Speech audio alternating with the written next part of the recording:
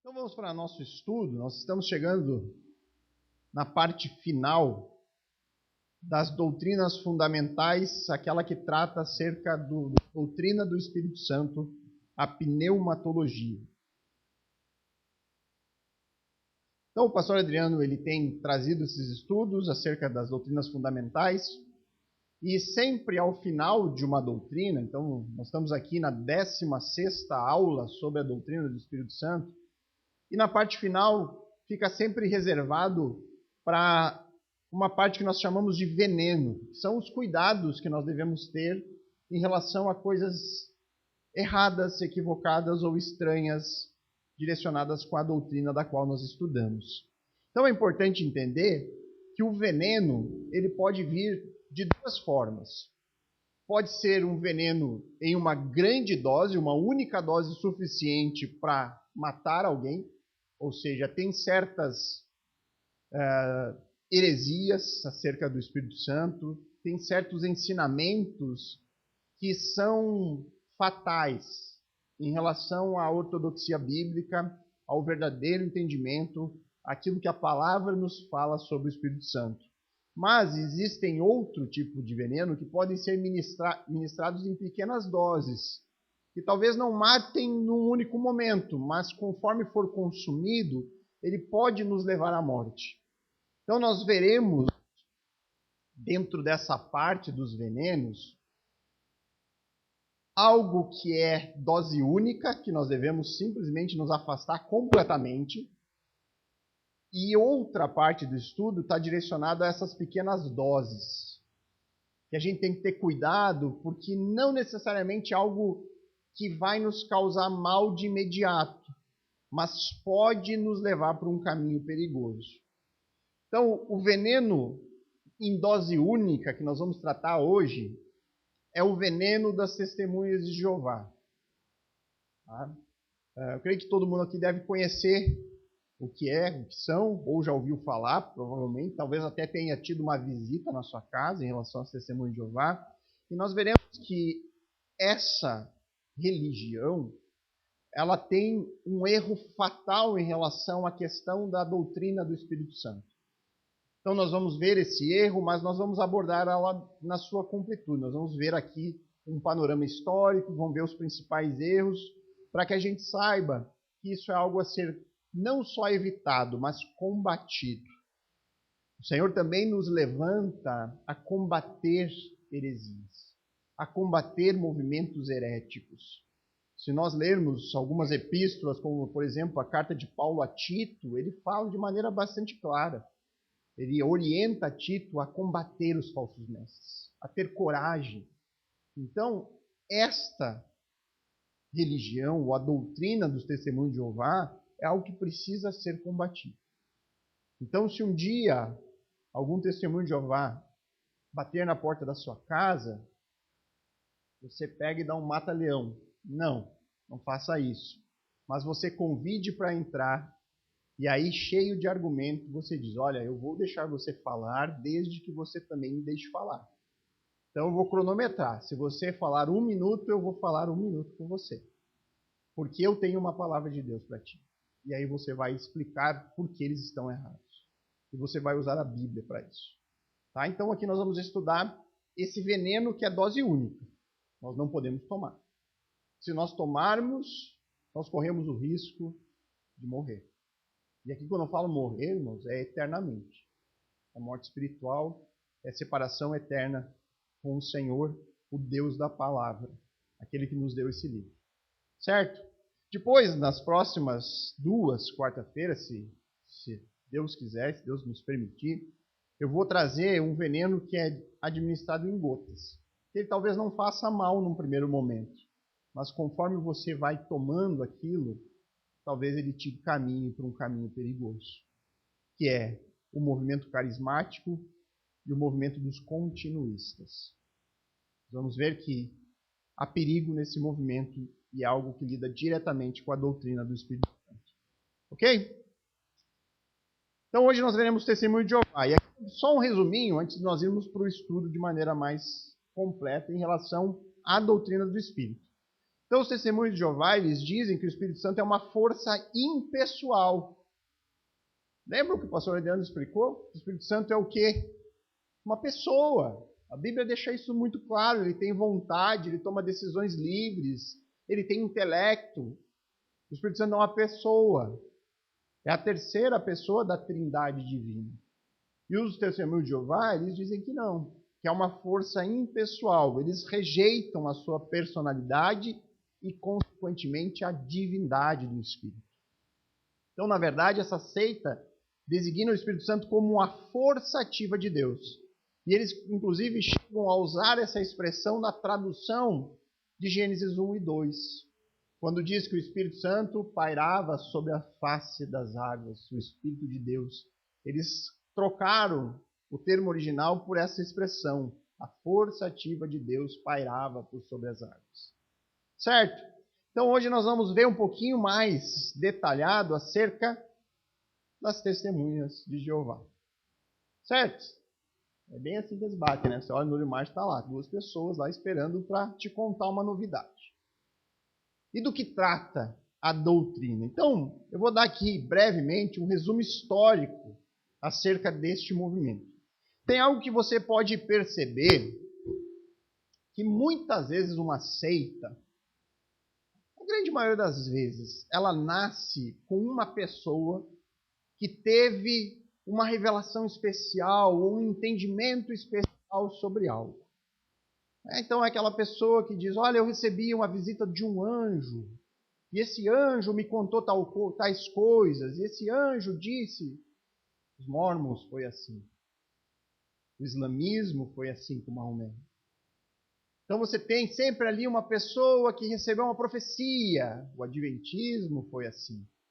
Então sempre tem ali as pessoas especiais que receberam revelação especial, que não é essa revelação aqui que nós temos e que nós confiamos. E não foi diferente com os testemunhos de Jeová. Charles Russell, ele é o fundador da seita chamada Testemunha de Jeová. É uma seita, tá, irmão?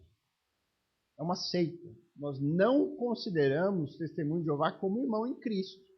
Eles falam de Jesus. Eles falam do Espírito Santo. Eles falam de Deus. Eles falam da Bíblia.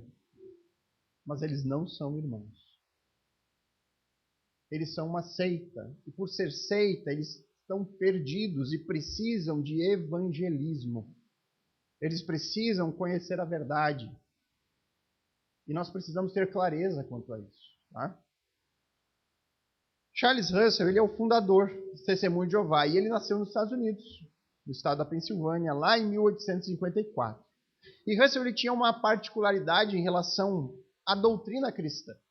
Ele era um cristão, ele acreditava na Bíblia, mas ele não conseguia conviver com uma doutrina. Alguém imagina que doutrina ele não conseguia conviver? Não é a do Espírito Santo. Talvez fosse a mais óbvia. Oi? Alguém falou. Inferno. Ele não conseguia conviver com a doutrina acerca do inferno.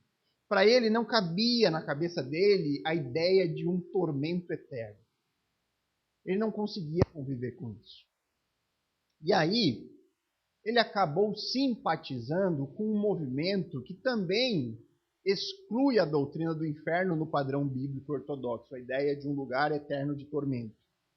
Qual outra seita que tem esse conceito erradicado? Oi? Não. Adventismo. Então ele se torna alguém simpatizante da doutrina adventista. E queridos, nós vamos ver que há muitas similaridades dos testemunhos de Jeová com o adventismo. Muitas coisas parecidas, e não é por acaso, porque ele foi alguém que frequentou, ele chegou a ser um adventista. Tá? Mas ele tinha algumas posições pessoais distintas. Algumas coisas ele não concordava. A maneira como Cristo voltaria, o objetivo do retorno de Cristo, ele entendia de maneira diferente. E não demorou muito para Russell entrar em conflito com os adventistas, com os líderes da igreja adventista. Mas você vai ver que muitas coisas são similares. Então não estranhe quando você ver um adventista famoso aí no Brasil falando que Jesus era o arcanjo Miguel no Antigo Testamento. Porque é exatamente isso que creem no Testemunho de Jeová. Eles têm muitas coisas bem parecidas. Em 1872, Russell, então, quando ele sai do movimento adventista, ele lança os fundamentos de um novo movimento, que inicialmente ele passa a ser chamado de Torre de Vigia de Sião. Talvez seja um nome que você deva lembrar, alguma coisa, Torre de Vigia. Tem alguns materiais famosos aí com esse nome. E também como Arauto da Presença de Cristo. Isso acontece um ano depois de uma discussão que ele tem calorosa com o líder adventista, que acabou culminando com a sua saída do movimento. Então, um ano depois que ele sai do movimento adventista, ele então funda esse movimento, do qual ele chama de Torre de Vigia de Sião. Irmãos, eu gostaria de abrir com vocês um texto bíblico de Mateus 7, antes de entrar aqui no testemunho de Charles Russell. Mateus 7, abram aí, no Sermão do Monte. Mateus 7, versos 15 a 20.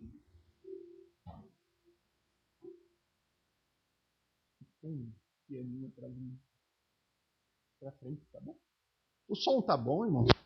Eu fico ouvindo um ruidinho assim, atrás de mim. Aí não? Tá tranquilo? Então tá importando só para mim aqui. Mateus 7, 15 a 20. Em Mateus 7, a 15 a 20, o Senhor Jesus nos dá aqui uma fórmula para que a gente conheça falsos profetas. Pessoas que dizem falar em nome de Deus, mas que não vêm da parte de Deus. E ele dá aqui uma maneira de a gente poder identificar essas pessoas. E olha só o que diz Jesus. Tomem cuidado com falsos profetas, que vêm disfarçados de ovelhas, mas que na verdade são lobos esfomeados. Então ele diz, olha, a aparência de um falso profeta é de ovelha. Animal manso, faz parte ali daquele povo, mas ele diz, olha, por dentro eles não são assim. Se você olhar cuidadosamente ali, você vai perceber uma orelhinha pontuda, um canino saindo para fora. Você começa a perceber, opa, tem coisa errada. Ele continua, vocês os identificarão por seus frutos. É possível colher uvas de espinheiros ou figos de ervas daninhas? Da mesma forma, a árvore boa produz frutos bons, e a árvore ruim produz frutos ruins. A árvore boa não pode produzir frutos ruins, e a árvore ruim não pode produzir frutos bons. Toda árvore que não produz bom fruto é cortada e lançada no fogo. Portanto, é possível identificar a pessoa por seus frutos. Então vamos lá. Uma pessoa que diz ser cheia do Espírito Santo. Como deve ser o testemunho de alguém assim? Como deve ser a vida? Como deve ser a conduta de alguém assim? Possivelmente é uma conduta que recebe elogios. Você observa aquela pessoa e você vê, nossa, que cara, olha só a conduta, né? Que exemplo. Um dia eu quero ter a fé que essa pessoa tem. Isso é observado com o tempo. Correto? Então é isso que Jesus está dizendo. Não é possível que alguém que fale em nome de Deus possa ter um testemunho que é digno de repreensão. Lembro a igreja de Atos, que nós estamos estudando aqui no domingo, como que era o testemunho da igreja mesmo diante daqueles que não criam em Cristo? O texto diz que as pessoas elogiavam. O testemunho da igreja em Jerusalém, mesmo diante dos descrentes, era bom. As pessoas admiravam os cristãos. Então não há como alguém que diz que olha só, eu sou habitado pelo Espírito Santo, eu estou aqui trazendo uma palavra de Deus, mas ter um testemunho de vida que não condiz com essa realidade. Então esse é o ponto. Ele diz, olha, como é que você identifica o falso mestre? Observe a vida. Observe como ele trata os filhos, a esposa, como ele conversa com as pessoas. Observe a conduta. Ele é um bom testemunho. É isso. É muito simples o que Jesus nos diz. E aí, quando a gente vai observar a vida de certos homens que dizem ter uma revelação especial de Deus, o que nós observamos? No caso do Charles Russell, o que nós observamos?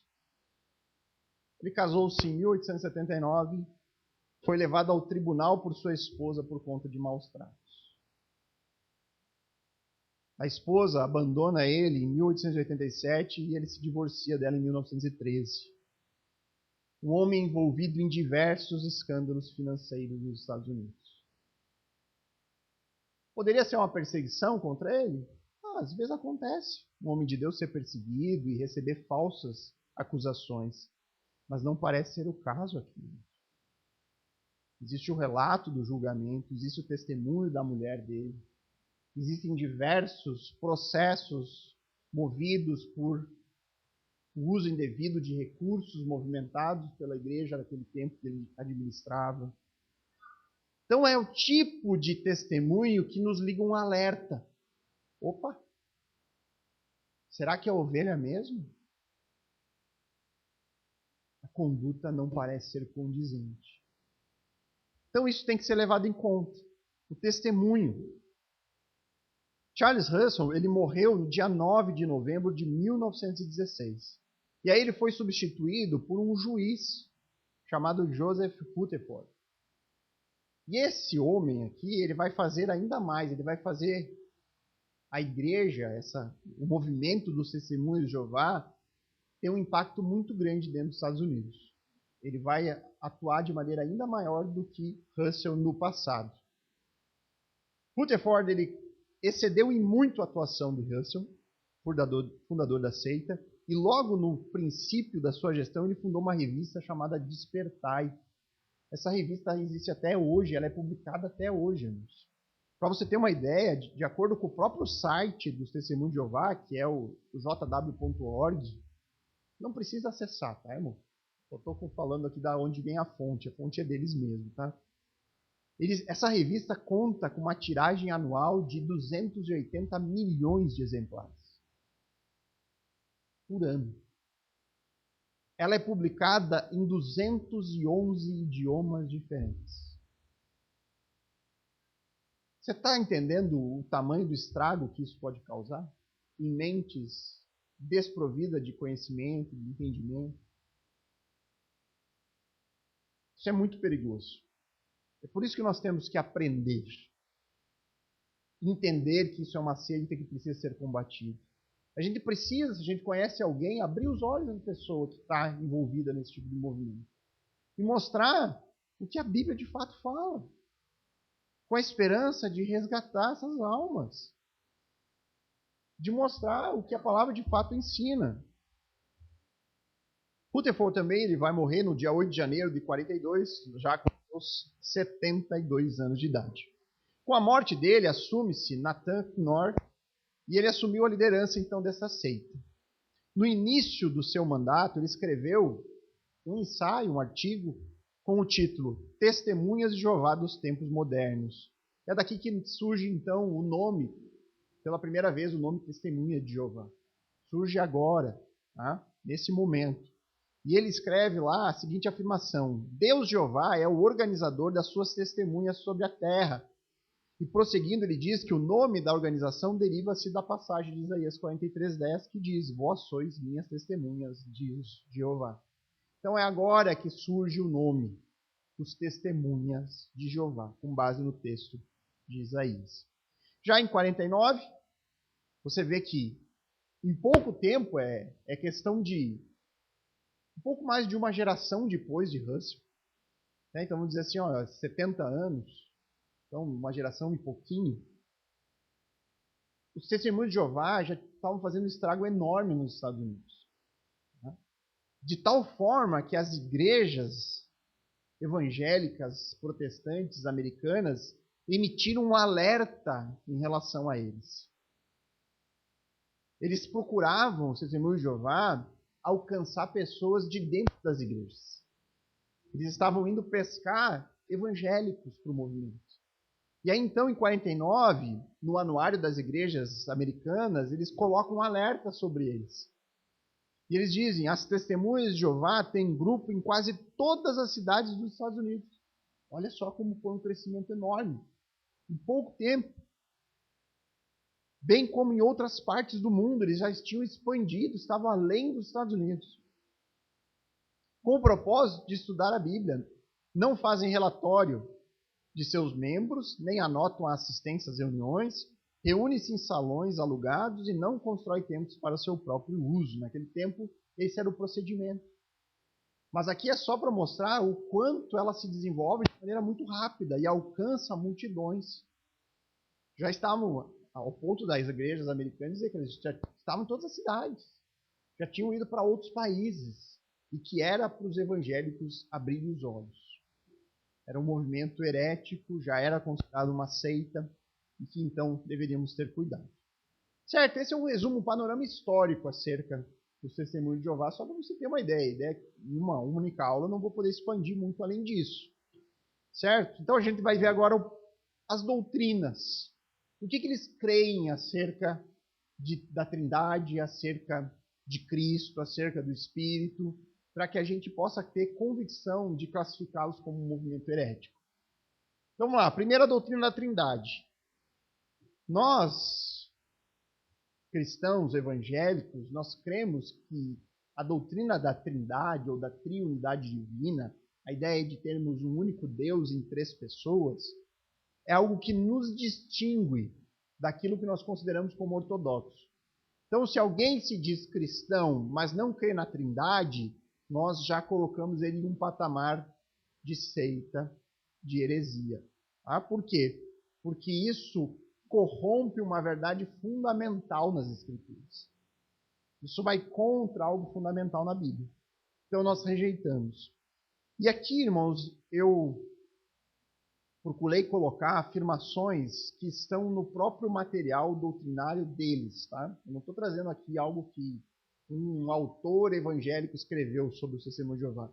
Eu tirei do próprio material do Testemunho de Jeová as afirmações deles sobre essas doutrinas. E olha o que eles dizem acerca da Trindade. Satanás deu origem à Trindade. Isso está escrito no livro do Testemunho de Jeová, Seja Deus Verdadeiro, página 81. Eles dizem que a doutrina da Trindade é algo satânico. Se é satânico, não vem de Deus, vem do inimigo de Deus. Então eles dizem, olha, isso é herético, isso não pode. Trindade não existe, é algo do demônio, algo do diabo. Tá? Depois eles dizem, essa afirmação do próprio Russell, num livro chamado Estudo nas Escrituras. Ele diz assim, Nimrod casou-se com sua mãe Semíramis. Se alguém souber de onde vem essa história na Bíblia, vai ganhar um livro do pastor Adriano.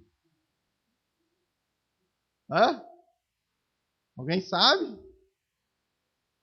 Vem lá da história da Torre de Babel, lá de Gênesis. Na genealogia anterior, vem lá em Gênesis 10, verso 8 e 9, aparece esse nome, Nimrod. Ele é colocado como um homem poderoso na terra. E muitos acreditam que a Torre de Babel foi um projeto dele.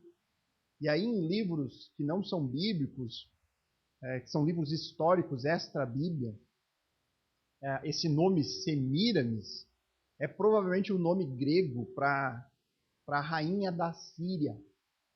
Então eles dizem que essa história está em outros livros, além da Bíblia, não está na Bíblia, mas está em outros livros, que diz que Nimrod ele teve um relacionamento com a sua própria mãe. Essa mulher foi a rainha da Síria. E a cidade de Babel, lá onde teve a Babel, deu origem à Babilônia. Então, olha, desse relacionamento incestuoso nasceu a Babilônia, que é conhecida na Bíblia não só como uma cidade, mas como um sistema em oposição a Deus.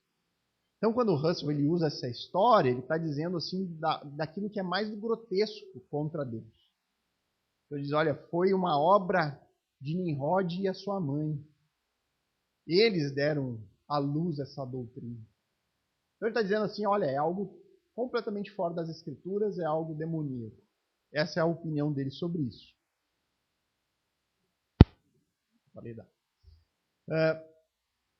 Aqui, é outro livro do Testemunho de Jeová, que tem feito a religião pela humanidade, na página 261, ele diz assim, que o escritor latino chamado Tertuliano, conhece o Tertuliano, né? Teólogo famoso, terceiro século, e foi ele que cunhou a palavra Trindade. Você não encontra a palavra Trindade na Bíblia. Tertuliano foi a primeira pessoa, pelo menos a gente tem o registro de que foi a primeira pessoa que usou esse termo para falar de Deus. Um Deus trino, triuno. Tá? E aí é justamente disso que ele está falando aqui nesse livro. O escritor Tertuliano escreveu uma defesa da sua religião e introduziu nos seus escritos a palavra Trinitas, que quer dizer trindade. Daquele tempo em diante, a doutrina trinitária veio a infectar cada vez mais a crença dos cristãos professos. Tal doutrina é absolutamente alheio ao verdadeiro cristianismo. Nem se encontra a palavra trias nas escrituras gregas cristãs, tampouco a palavra trinitas. Nem mesmo na tradução latina da Bíblia Vulgata. Ele está dizendo assim, olha, a palavra trindade não está na Bíblia. Então não existe essa doutrina.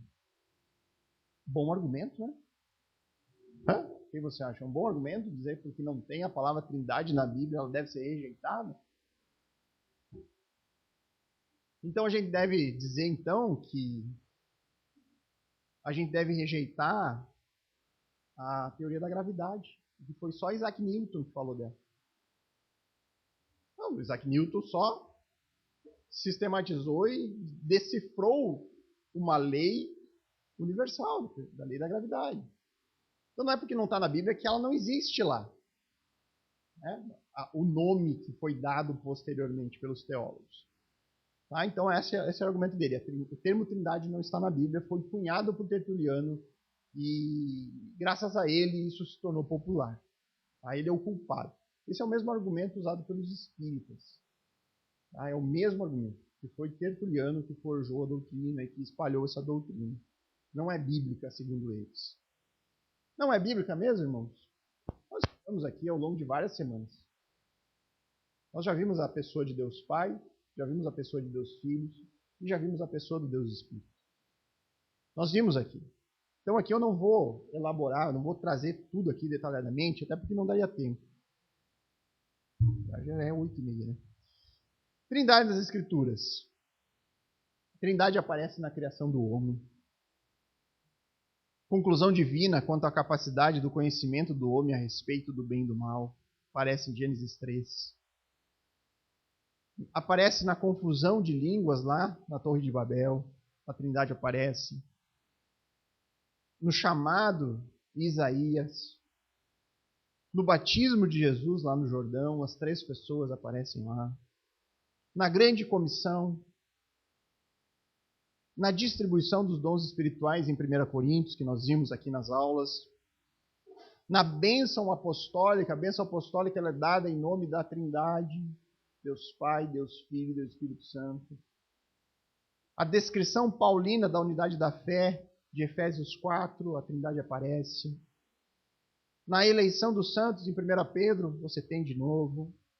Na exortação de Judas, livro de Judas, versos 20 e 21. Na dedicatória das cartas às 7 igrejas da Ásia, em Apocalipse, da Ásia Menor, lá em Apocalipse, você tem a Trindade aparecendo. Então, irmãos, ela tem amparo bíblico abundante. Aqui depois nós vamos passar por outras evidências. Então, tanto no Antigo como no Novo Testamento, títulos divinos são atribuídos às 3 pessoas. Você tem títulos divinos sendo atribuídos ao Pai, ao Filho e ao Espírito Santo. Eles sendo chamados na Bíblia de Deus, de Senhor. Você tem aos 3, você tem esses títulos. Cada pessoa da Trindade é descrita compartilhando dos mesmos atributos. Então aqui você tem o Pai, o Filho e o Espírito em textos diferentes, tendo o mesmo atributo sendo destacado. Então você tem Jesus onisciente, o Espírito onisciente, o Pai onisciente, todos eles compartilhando de eternidade,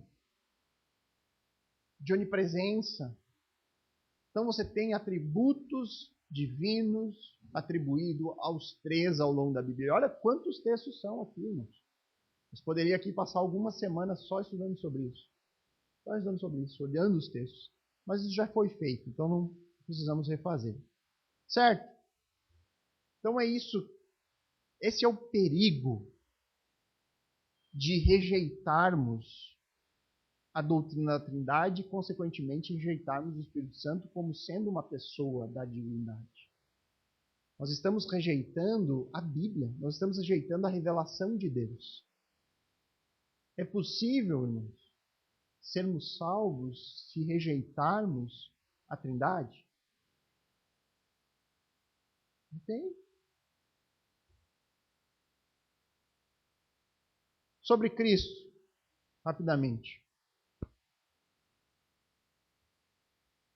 A cristologia dos Testemunhos de Jeová, ela é basicamente ariana. Conhece Ário? Ário era um bispo. Ele começou a divulgar lá em Alexandria, no ano 319, que Jesus, ele foi o primeiro ser criado. Mas ele não era igual ao Pai. E por consequência, ele não era divino. Ele era uma criatura que ficava entre Deus e os homens. Ficava no meio termo. Ele era inferior, limitado comparado com Deus, mas ele era superior aos homens, porque ele havia participado do processo da criação e ele foi o primeiro ser criado.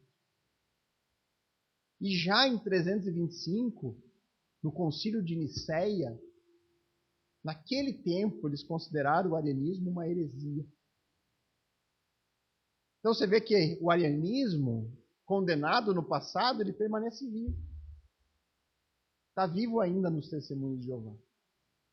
Então você vê que o diabo ele permanece usando as mesmas táticas e reproduzindo as mesmas mentiras. Ele só coloca uma roupa diferente. Mas é o mesmo erro. Ele repete o erro do passado e agora tolerado por alguns. Pergunto, é possível alguém ser salvo crendo que Jesus é um ser criado? Não é Deus? É possível uma criatura nos salvar? É possível o sacrifício de um ser criado ter valor para pagar a condenação, o peso, o preço da condenação da humanidade? Não, simplesmente não. Então, por isso precisa ser rejeitado. Então, eles dizem aqui, o material deles, aqui eles estão falando de Jesus, não era Jeová Deus, mas estava existindo na forma de Deus. Como assim? Ele era uma pessoa espiritual, assim como Deus é espírito. Era poderoso, mas não todo-poderoso como é Jeová Deus. Também ele existia antes de todas as outras criaturas de Deus, porque ele foi o primeiro filho que Jeová Deus trouxe à existência. Por isso é chamado o Filho unigênito de Deus. Porque Deus não teve associado ao trazer à existência o seu unigênito Filho. Ele não é o autor da criação de Deus. Mas depois de Deus o haver criado como primogênito, usou-o como seu obreiro associado, ao trazer à existência todo o resto da criação. Você vê que é bem claro. Eles estão colocando de maneira bastante clara na sua doutrina. Ele não é todo-poderoso, como é Jeová. Ou seja, não é Deus. Em resumo, o que se conclui desse ensino herético sobre Cristo? Primeiro, que ele não é Deus. Que Jesus e o arcanjo Miguel são a mesma pessoa. Eles afirmam isso. No passado, no Antigo Testamento, ele se revelava como o arcanjo Miguel. No Novo, ele aparece como Jesus. Em sua vida humana, foi simplesmente uma pessoa espiritual. Não é todo-poderoso. Foi criado pelo Pai como criados foram as demais coisas. Não é o autor da criação. O que faz com Colossenses 1? O que faz com João 1? Sabe o que faz? Muda. Reescreve. É isso que eles fazem. Eles reescrevem esses textos. Eu logo vou mostrar para vocês. Jesus ressuscitou espiritualmente, mas não fisicamente, eles dizem. Então, a organização Torre de Vigia diz que Jesus ele não ressuscitou no mesmo corpo que ele morreu. Em vez disso, eles dizem que Jesus ressuscitou como criatura espiritual e o corpo material foi levado por Deus. Por isso que não há o corpo no túmulo. O que você faz com tudo isso? O que você faz quando João fala na primeira epístola que ele viu Jesus, que ele apalpou Jesus, que ele ouviu Jesus? Viu as chagas? Né?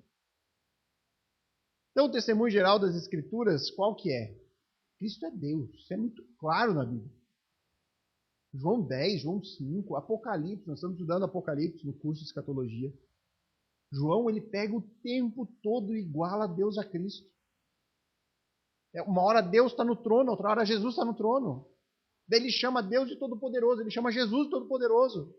Ele iguala o tempo todo Jesus com Deus.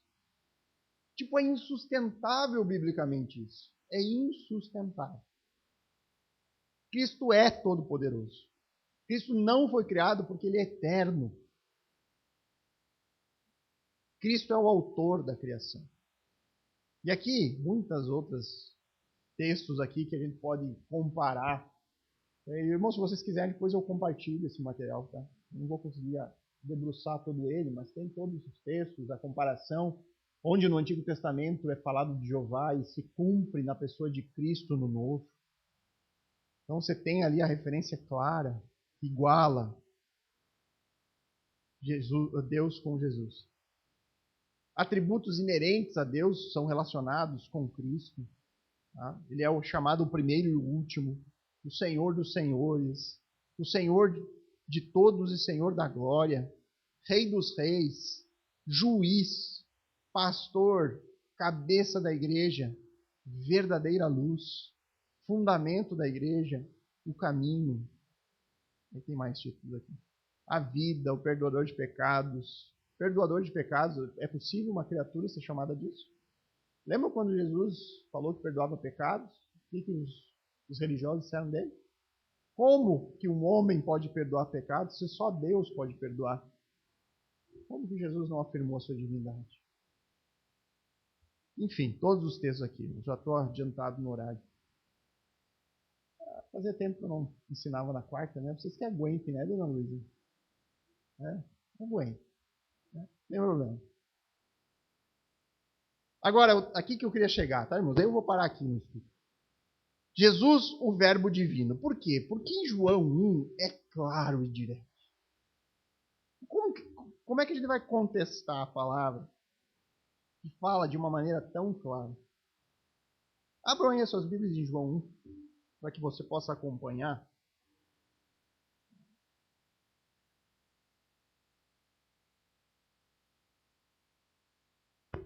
Então vamos lá, olha o que diz.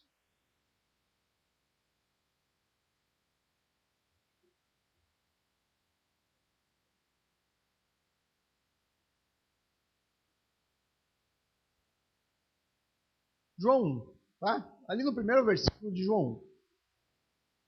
Acompanhe o texto. Eu estou lendo aqui na NVT, mas seja qual for a linguagem que você vai ver, vai chegar na mesma conclusão. No princípio, aquele que é a palavra já existia. A palavra estava com Deus e a palavra era Deus. Está falando de alguém que ele chama de verbo, o logos, né? O João ele pega emprestado da filosofia grega esse conceito do logos, que é a força criadora. Ele diz a palavra, ela já existia. E essa palavra estava com Deus. E essa palavra era Deus. Ele existia no princípio com Deus. Por meio dele, Deus criou todas essas coisas. E sem ele, nada foi criado. Aquele que é a palavra possuía a vida, e a vida trouxe luz a todos. E a luz brilha na escuridão, e a escuridão nunca conseguiu apagá-la. Quem é essa palavra? É Deus, está claro aqui, né? Porque ele é eterno, ele é criador, é Deus. Agora, quem especificamente é? Verso 14, João diz. Assim, a palavra, o Logos, o Verbo, se tornou ser humano, carne e osso, e habitou entre nós. Ele era cheio de graça e verdade, e vimos a sua glória, a glória do Filho único do Pai. O que a gente faz com esse texto, então, meu amigo testemunho de Jeová? Sabe o que ele faz? Altera o texto. Já que eu não consigo lidar com o texto, e, irmãos, isso que acontece quando a gente quer morrer abraçado com a tradição.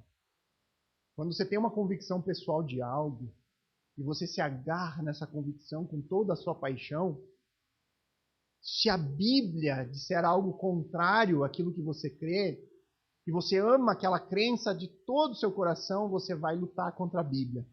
E vai fazer com que a Bíblia diga o que você quer que ela diga. É assim que fazem essas seitas.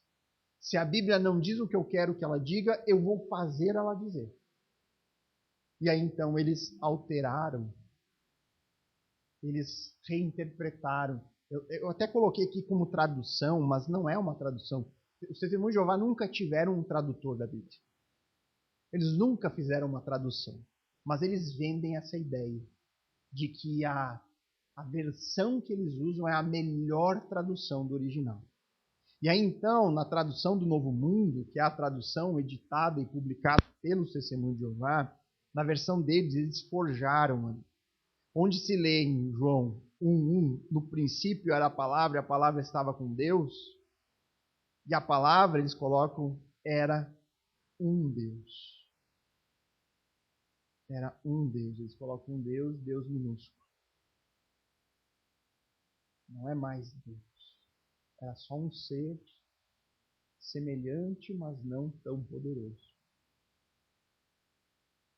Apenas 4 traduções, versões, edições da Bíblia na história negam a divindade de Cristo em João 1. Só 4. Sabe quem são as 4? Todas são publicadas e distribuídas pelos Testemunhos de Jeová. Todas. Tá? Inclusive, em uma vez, eles colocaram no seu prefácio, lá nas primeiras páginas da Bíblia, que vem lá a explicação da tradução, eles citaram um doutor em grego chamado Julius Manter. E ele havia escrito o manual gramatical da língua grega para o Novo Testamento. E eles colocaram na Bíblia que a Bíblia deles havia sido reconhecida como a melhor tradução por esse respeitado instituto, por esse respeitado doutor especialista no grego. Ele ficou sabendo disso e processou. E aí no artigo que ele fala sobre isso, esse doutor citado, ele coloca lá, né? É citado pelos tradutores do apêndice da tradução do reino interlinear das escrituras gregas. Eles citaram-me fora de contexto. Apuradas pesquisas descobriram ultimamente abundante e convincente evidência de que a tradução de João 1:1, por Deus era a palavra, ou a palavra era um Deus, não tem qualquer apoio gramatical. Então eles quiseram dizer, olha só, essa respeitada instituição, esse doutor no grego, ele afirmou que a nossa é a melhor tradução. E aí eles foram processados por essa pessoa que eles citaram. E ele mesmo disse, não há qualquer evidência gramatical que apoie a versão propagada pelo sistema de Jeová. 4 versões ele tem. As 4 versões, nenhuma é tradução, porque eles não têm tradutores. Tá? Mas as 4 edições que falam, que trocam esse termo de João 1, os 4 são deles. As 4 são publicadas e distribuídas pelo Testemunho de Jeová.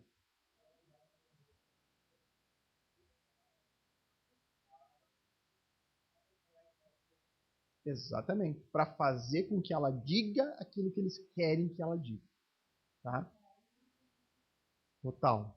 Então, assim, no grego, irmãos, você tem uma palavra específica para um Deus, que seria Theos. Mas João ele usa Theos, que é Deus em todas as outras ocorrências na vida. Então João ele usa conscientemente o termo para dizer que Jesus é divino. Vou parar por aqui, irmãos. Vocês querem mais testemunho de Jeová? Acho que já está bom, né? Já deu para ter uma noção, né? Daria para ir mais, eu teria aqui a doutrina das últimas coisas, teria mais coisas para falar. Mas já deu para ter uma noção daquilo que é principal. Aí eles rejeitam a Trindade, rejeitam a divindade do Espírito e a divindade do Filho.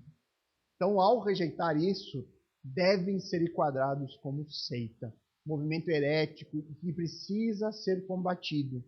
As pessoas que estão lá precisam ser alertadas do erro. A maioria, irmãos, está lá por ignorância. Está lá porque foram convencidas por alguém. Né? E aquilo que eu digo sempre aqui, não se deixe convencer por ninguém. Se convença pelo texto bíblico. Vá atrás das respostas pelo texto bíblico.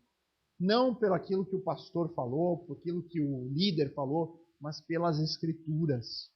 Faça aquilo que Lutero dizia, minha mente tem que estar cativa às escrituras. Me convença por meio da palavra e não por meio de outros recursos. Ok? Alguma dúvida? Então, na próxima semana, nós vamos tratar dos venenos em conta-gotas. E aqui nós vamos falar um pouco do movimento carismático e do movimento dos continuistas. Ok? Vamos ter uma palavra de oração? Pai bondoso, eu quero agora, neste momento, Deus, finalizar esse nosso culto de oração e doutrina com um clamor por essas pessoas que estão presentes nesses movimentos heréticos que nós aqui citamos. Em especial para as pessoas que têm sido enganadas por meio das doutrinas desta seita chamada dos Testemunhos de Jeová. Pai, alcança, Senhor, abre os olhos desse povo que está hoje no engano, que está sendo enganada por líderes que estão presos em uma tradição, muitas vezes até não de uma maneira conscientemente maldosa, no sentido de querer conscientemente enganar, mas estar preso no engano de uma tradição que não tem respaldo nas Escrituras. Pai, que o Senhor possa abrir os olhos dessas pessoas, que o Senhor possa nos usar nisso, Senhor. Que estejamos preparados, se por alguma aventura, algum testemunho de Jeová bater na porta da nossa casa, que possamos confrontá-los com o texto bíblico, que possamos mostrar para eles que eles estão equivocados. Porque não há salvação longe do Deus Pai, Deus Filho e Deus Espírito Santo. A Bíblia mostra que a salvação ela é uma obra conjunta das três pessoas da Trindade Divina.